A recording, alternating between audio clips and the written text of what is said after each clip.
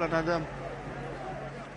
Makhachev o'zi odatda bunaqa emotsiyalar ko'rsatmaydi, lekin bugun mana ancha emotsional qabul qilyapti, chunki ikkita vazn chempioni. All three judges score this contest 50-45 for the winner by unanimous decision and new undisputed UFC welterweight champion of the world, Islam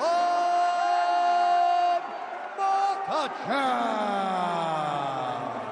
Tabriklaymiz do'stlar, Islom Makhachevni ajoyib g'alaba bilan. Yaxshi yigit, juda ham tarbiyali, odobli bilan ko'rishishga muvaffaq bo'lganmiz, intervyu olganmiz, bunga ishonch hosil qilganmiz va bu sportdagi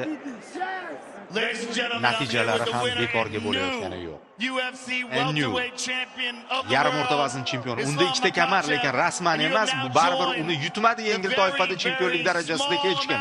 Shuning uchun haqli ikkita kamarni olsa bo'lishdi. Ikki xil toifada chempionlik bu qanday? Bu orzu edi. Shu ikkita kamar uchun bir umr mehnat qildim. Men rostdan baxtliman dedi.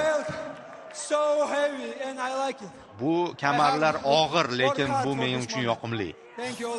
Bu unutilmas lahza hayotimda.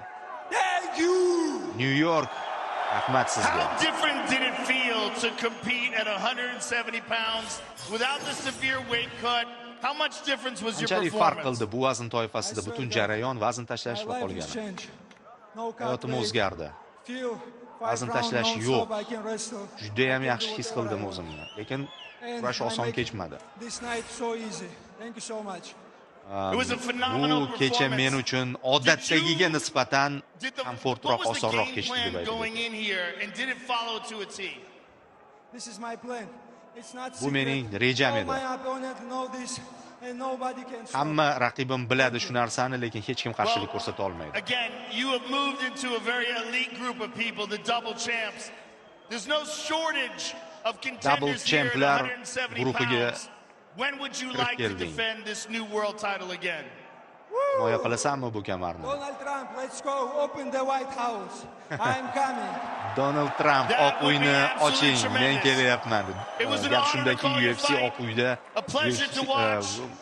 raqamli turnir o'tkazmoqchi. Uni kardi hali belgilanmagan va Makhachev o'sha yerda jang qilmoqchi va bilasizmi, mening taxminim katta ehtimoli bilan ularda balki vazn toifasini bir kelishgan holda Ilya Topuria bilan jang bo'lishi kerak. Bu shubhasiz o'sha Conor Habib davridan keyin eng shov-shuvli jangalanishi aylanishi kutilyapti.